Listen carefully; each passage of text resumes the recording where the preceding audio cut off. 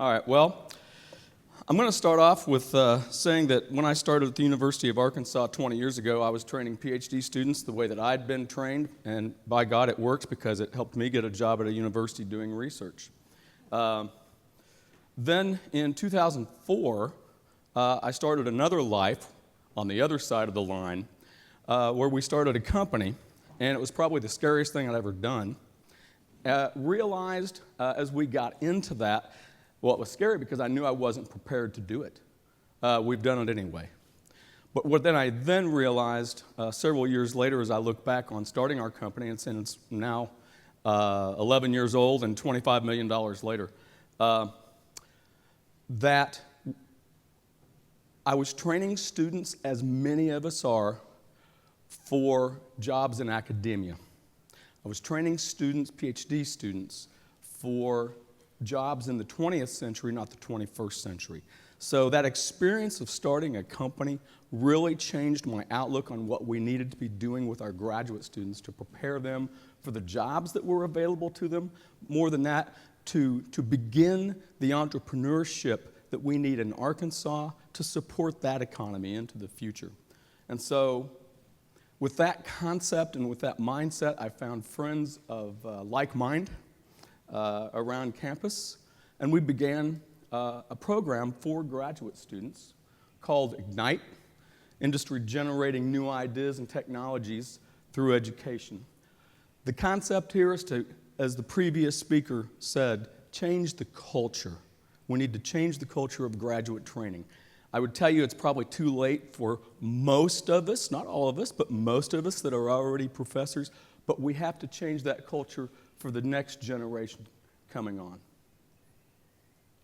So my insight as a researcher and entrepreneur is that we train graduate students to take jobs in academia. That's what we do. We help them become academic researchers.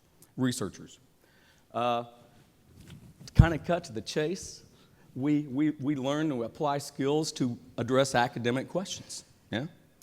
And we create knowledge, and sometimes we even create intellectual property from that knowledge, although it's usually right after the discovery stage that IP is established, and so it's very difficult to translate that onto companies, as the previous speaker elucidated. So, and then last, we generate new federally fundable questions. That's what we do. We create questions, we answer the questions, and we create new questions for the next grant. And we continue to do that. But I think the industry needs something very different. What I've learned is that we need to not only be able to solve problems, but as the other speaker also pointed out, notice this was very well timed that I followed the previous speaker, but also learn how to recognize problems. When does something need fixed? And then how do you do it? How do you create a translatable solution? By that I mean, hey, I've got an idea, I've got a solution, but it may not work outside the laboratory. It needs to work in the context of where the application is going to take place. And probably most of all, one of those changes that need to take place for our students to be effective entrepreneurs or workers in the business sector is to be able to communicate across disciplines and business units. We don't talk about business units in PhD training, but it's one of the changes that needs to take place. So there was an interesting question earlier after the previous talk that I thought was interesting. Do you check the whole system, or what's wrong with it? We have the best system here. I think we do. In fact, I would tell you, all we need as a university, I think we are the economic engine, we need a tune-up. We need a tune-up. We have what we're doing just missing with what industry needs. We just need to do some alignments. And it's not surprising that we need to do that because most of the jobs, in fact, for our STEM PhDs are not going to be in academics. With the exception of mathematics, most of these PhDs are going to find jobs in industry. And those current educational practices that we've been using for decades leave our graduates just a little short on the professional skill training and the understanding they need to be effective in business. So, myself and my colleagues, I'm really up here representing a group, but myself and my colleagues found a motivation for Ignite being to provide skills to graduate students that will support a knowledge-based economy in Arkansas and in any state. We think that those skill sets, meaning applying scientific skills to industry challenges. Industry challenges are interesting. They're oftentimes very amorphous. They're not so clear-cut.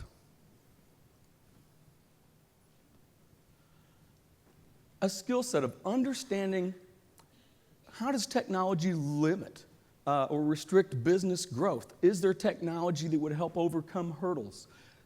How is technology lacking that would restrict business development or even a competitive position?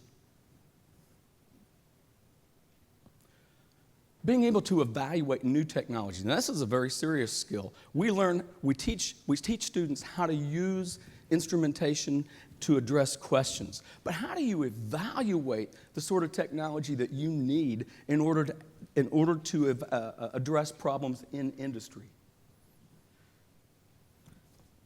Networking and building relationships. I learned from my company experience that we had a lot of scientific knowledge, but we needed to be able to create relationships to understand how to take a medication through the FDA. We didn't know about that. We did that through creating relationships and networking with people who were successful at doing it. And lastly, I told you one of the scariest things I'd ever done was to start a company. I want to create students who are not intimidated by the idea of starting a company, who are not intimidated by the idea of working within a company to make those ideas come to life. So pursuing ideas and innovations in an entrepreneurial context. We know at the University of Arkansas, we have breakthrough science and engineering. As every campus here knows, you probably have the best R&D capabilities in your state. Fair? The problem is it's all being used not to help solve problems by industries in the state. It's being used to solve academic questions. As I said, some of that will go out, some of that knowledge will go out and create companies.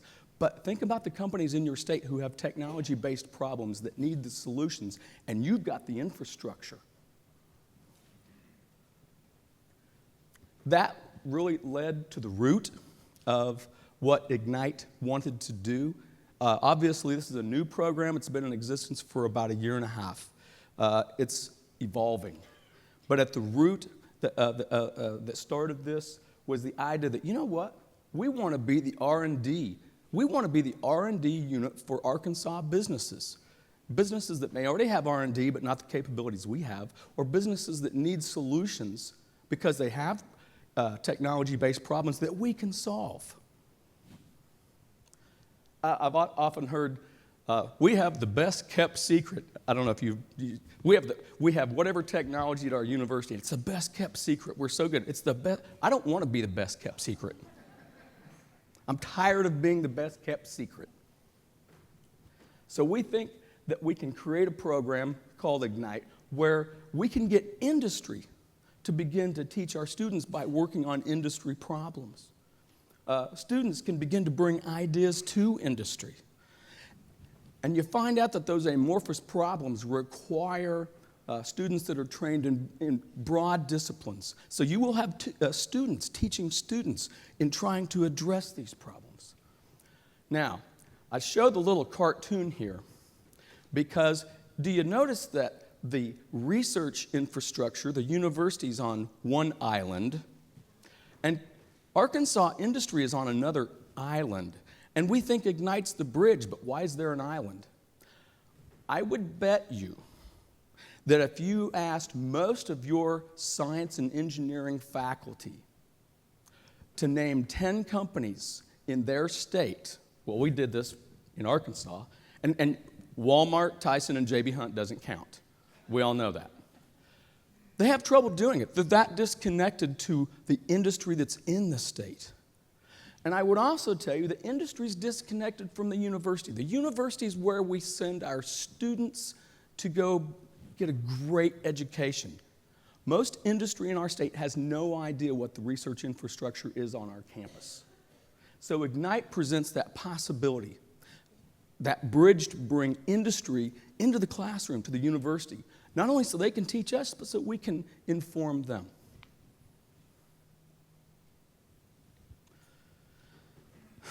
Real problems needing technology-based solutions. That's what we found. If you look in Arkansas, there are hundreds of small to medium-sized businesses. Now, the question is, do they have research or technology-based issues that we can address that would fuel Ignite? Well, you know the only way to do that, because you're not going to call these companies up and say, hey, what do you got for me today? That doesn't work. We have to build relationships. The director of Ignite, Cynthia Sides, knows that. She's here today. And when the programs, by the way, she just got a brand new Jaguar, at least in this cartoon. She literally drove around the state visiting over 100 companies in the last year and a half, because that's how you build those relationships. You get to know what their products are, how they make those products, what's the technology that they use. Cynthia has a PhD in biochemistry. She's also got a great personality, and she knows how to build relationships. She's been critical to the program. So building those relationships allow you to identify the technology pain points. What are the limitations to a specific company? It may be an industry-wide limitation. It may be unique to that company. But that's where Ignite can begin.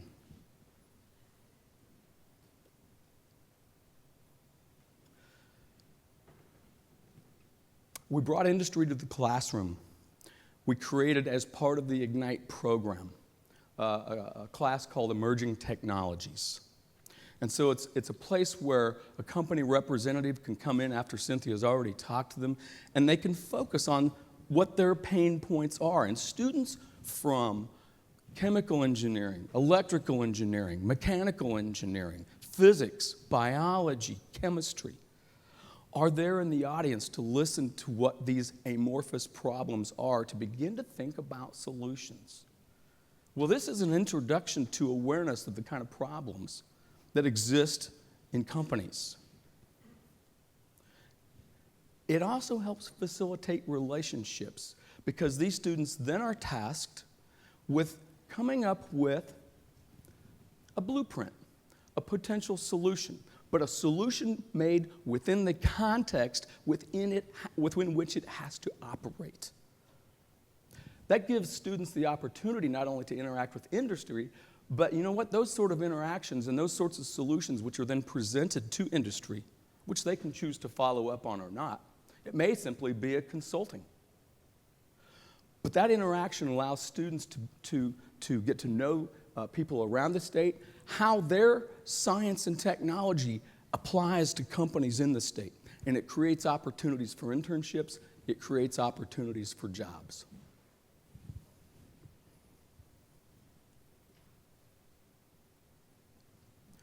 We went to the governor with this idea, Governor Beebe at the time, and he was enthused beyond belief, because he finally saw how the educational research infrastructure that we have at the university could begin to impact the economy in the state. But we said, we need some support from you. We need a place to house students from all these different departments. So about $4.5 million later, we've built a 2,400 square foot area where these students hang out together. So you've got different engineering and science disciplines working together on problems that industry has brought in. As I said earlier, sometimes it becomes a consulting. Sometimes we have research that will lead to some sort of a, not even prototype, but proof of concept. It costs very little. But sometimes that proof of concept even leads the company to say, you know what, we'd like to fund that. We think in fact your idea has merit. And we've had some research contracts already in just this year and a half come to fruition.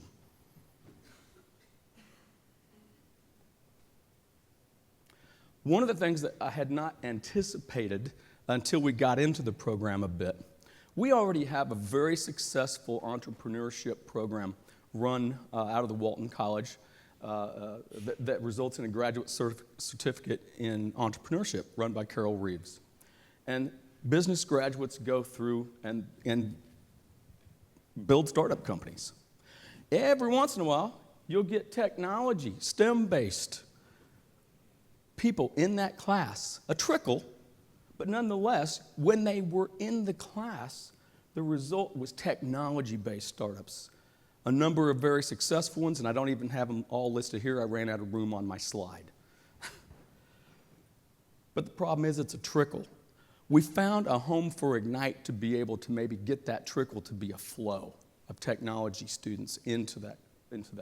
So with Ignite students interacting with Arkansas business, recognizing industry needs, and coming up with ideas and solutions, well, we didn't stop them from going ahead and pursuing a career in academics if they want to do that.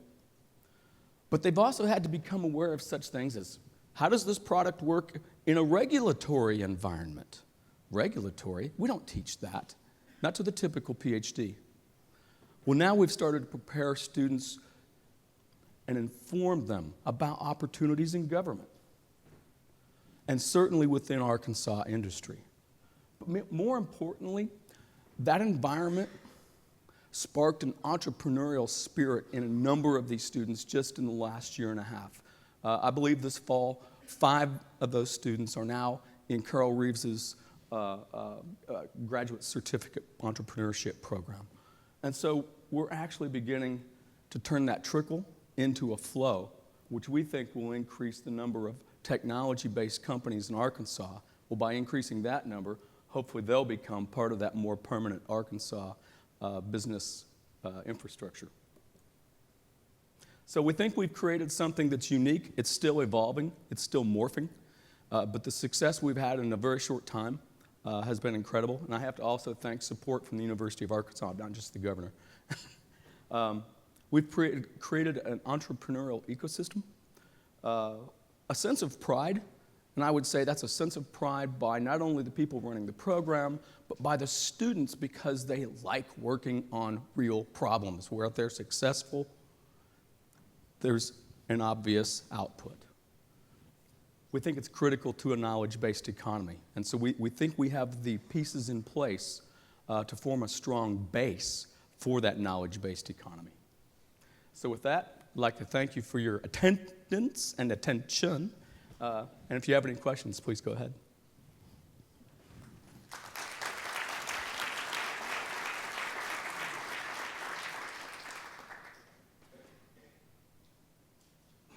Yeah?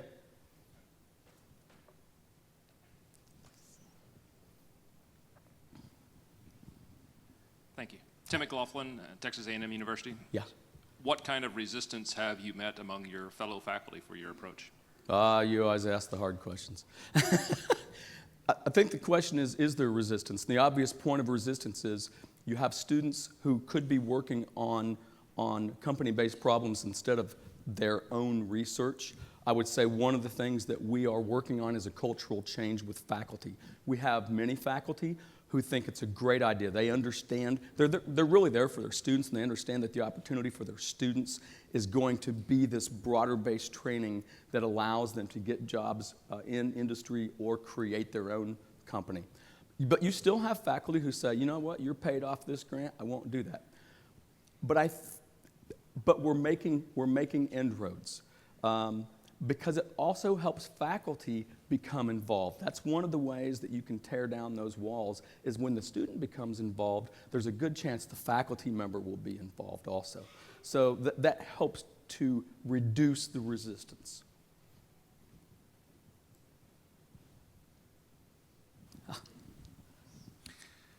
How do you overcome conflict of interests involving graduate students, faculty on this entrepreneurial ecosystem? That's a good question. So conflict of interest is I'm thinking about that because that's a very tough question. When is there a conflict? I think that's the question, is when is there a conflict? It's not a conflict for a student or group of students to be working on research that can become part of their thesis or dissertation. And so that really doesn't present conflict in that sense. So I'm not sure how much conflict we have in that way. So I'm not sure where the source of conflict has come so far. We haven't had that issue. More issues would go with maybe IP, which we've learned to overcome also. Yeah, IP is simple. You can make any deal you want. The university has become very progressive and said, listen, if there is IP and you co-developed it, you both own it. If you want to own it, we'll do that for actually a reduced rate. We think the IP has greater value in somebody else's hands than sitting on a shelf looking for a licensee. There's probably more money in it and goodwill than there is sitting on a shelf. So, and a lot of times companies may not even want the IP, they just want the product that would come from the solution. So they're like, own it, go for it, please. Again, you have to, I think each time it's unique. Is there co-developed IP or not? If so, you can always work out a business deal. I think the key is not to take over, not to be greedy. So, yeah. Thank you.